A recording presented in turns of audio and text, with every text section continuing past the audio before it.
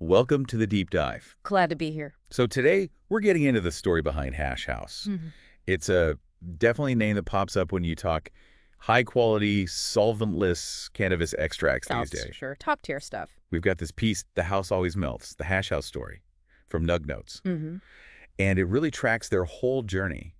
Pretty wild start, actually. Yeah, from what sounds like a real hustle. Right, to basically setting a new standard in the industry. So our mission here is to kind of unpack how they built that reputation. What are their guiding principles? And maybe what their story tells us about the cannabis market overall, Yeah, as it evolves. exactly. So for you listening, this should give you a solid but pretty focused look at a major player in that high-end cannabis space. Okay, so let's jump in. The founders' early days. It's interesting. We're talking Florida, high school parlays, even NFL betting. Yes, serious betting, it sounds like. Yeah. Generating significant cash by 2010. Right. And maybe the interesting thing isn't just the colorful backstory. Although that is interesting. Yeah, it is. But maybe how those, unrelated skills, risk assessment, managing money, maybe they helped later. You think? Like that high-stakes betting world taught them something valuable for the cannabis game. Could be. That drive for results, managing the downside, it probably instilled a certain calculated approach. That makes sense. Yeah. Which leads to that switch, right? From betting to bubble bags, ice water hash. Yeah, the article frames it as finding something, well, less risky, maybe more sustainable. A better path, basically. Not just any cannabis, but finding this specific niche. Exactly. Yeah. And those first tries with ice water hash, the source calls it a revelation. So they saw the potential right away. The quality. Seems like it, which really set the stage for what came next. The road warrior phase, 2011 to 2015, roughly. Right. That stripped down 99 Honda Civic. Driving everywhere, hauling dry ice, jars. It's quite the image. And living super lean, showering at gyms, sleeping in parking lots. Keeping costs down to $70 a day. Yeah, but here's the key part you mentioned. All the money went back in. Exactly. Reinvesting constantly. Better gear, freeze dryers, those low-temp plates. So it wasn't just about selling hash. It was like a deliberate plan to get better, to improve the quality. Totally. Shows real commitment, a long-term vision, and hitting up all those high times cannabis cups. SoCal, Michigan. All over. That wasn't just for kicks. It was about getting seen, getting feedback, learning. And it worked, right? That's when they got that nickname. Yeah, the 6-star kid from the Gulf Coast. Strain Central called them that. So the quality focus was already getting noticed. Which probably pushed them even harder towards defining that 6-year standard. And the story of the $20 flat iron in 2015. That's classic early days stuff. Oh, yeah. Seen someone else do it, soil grown, apparently, and trying it out. And getting, 3% yield? Yeah. And burning it. Not exactly a flying start on the rosin front. No, but by 2016, they'd really dialed it in. Specific temps on the low-temp press? 132 to 138 Fahrenheit, the piece says. Right. And that cold cure process, 34 degrees, Yeah. whole protocol for the 6-year jars. That intense focus. Yeah. It's like defining your brand and sticking to it no matter what. That clearly worked for them. And it wasn't luck. It was, meticulous work. Experimenting, refining. Sticking to small batches, too. Single source, hand-washed.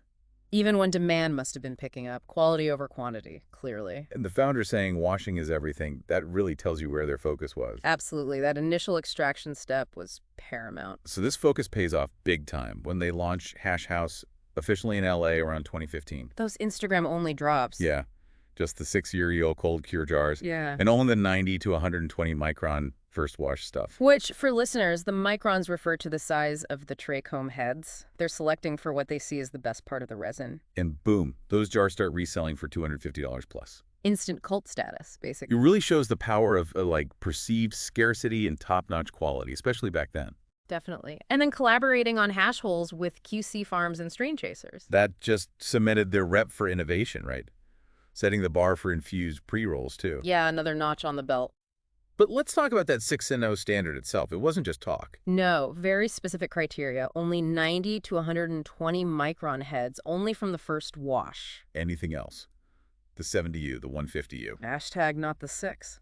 Simple as that. Pretty bold line to draw. It is. It really shows their conviction about what their top tier means. Creates that exclusivity, too. And the cold cure, 14 days. Yeah, 14 days at 34 Fahrenheit, 20% relative humidity. Super specific. That's crucial for preserving terpenes, getting that stable batter texture without it degrading. Exactly. It's all part of maintaining that profile they're aiming for. And they're pretty vocal about what they don't do, like CRC. Right, color remediation column tech. Some extractors use it to, well, make the extract look lighter, maybe more appealing visually.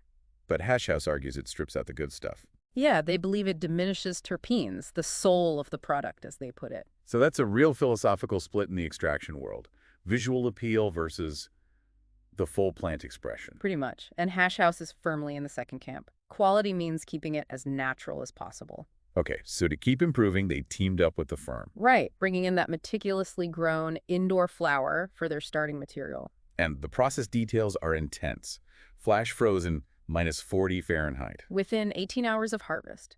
Rigorous mold checks, aiming for less than 2.5%. Then that cold press, always between 132 and 138 F. Very consistent. It really shows that control freak level of detail. But it works. Strains like Grease Fire selling out instantly. 4 deep, hitting almost 5% terps and over 74% THCA. Those numbers speak volumes. It shows the demand, but also the quality they were hitting. That data-backed approach appeals to savvy consumers. Who are getting more sophisticated all the time. Definitely. And then you see them popping up at bigger events. Puffcon 2024. Sharing a booth with Trichome Tortuga, having artists like that Mexican OT, Dopa's Yola, doing live dabs. Yeah, that feels like moving beyond just the hardcore hash heads, into wider cultural relevance. Totally. And then the full Trap House booth at Zalympix 2025. That seems like a very conscious step into the recreational market spotlight. It really tracks the mainstreaming of high-end solventless. They're bridging that gap between the connoisseurs and a broader audience. Which their brand seems strong enough to do. Because the quality is consistent. Let's talk about their drop strategy. Drop discipline, they call it. Uh-huh. These super limited releases. With cool names, President, Halloween, Year of the Dragon. Creates hype, obviously. For sure. That exclusivity factor again. But what's really key is the transparency that comes with the hype. Right. Every jar has the full breakdown. Strain info, wash date, micron range, THCA, terps. No fluff, just facts. That's their line. And that builds serious trust. In a market that can be murky, that level of detail is huge. It empowers the buyer. Yeah, reinforces that authenticity. Absolutely. And underpinning all of this is that strict solventless-only approach. Their whole operation is built around it. Solar-cooled cold rooms, the specific low-temp presses, steel trichome separators. No flower sales, no BHO, no dealing with big MSOs. It's a very focused path. Yeah. Single-source quality, hand-filled jars. That's it. By sticking just to solventless, they've become real masters of it, right? Exactly. Deep expertise. And a strong reputation for purity, for quality within that specific niche. They own that space. So looking back at the whole arc from Florida bathtub washes, as the text puts it, to being seen as a national gold standard in hash culture, it's quite a transformation. It really is. The discipline, the data, rejecting hype for actual quality. It all paid off. They really did turn those, let's say, legacy roots into legit luxury status. Yeah, I think that's fair to say. It shows meticulous work and understanding the product and the market can really elevate things, even in a crazy competitive field like cannabis. A powerful example, really. Dedication to quality can build a serious brand and following. No doubt. So, for you listening, the Hash House story is pretty compelling, right? How that relentless focus on quality, that deep understanding of the product, led to huge success in this fast-moving market. Mm-hmm. But it makes you think. With their emphasis on traditional methods, meticulous processes, what does that say about craft cannabis going forward, especially as the industry gets more commercialized? That's a great question.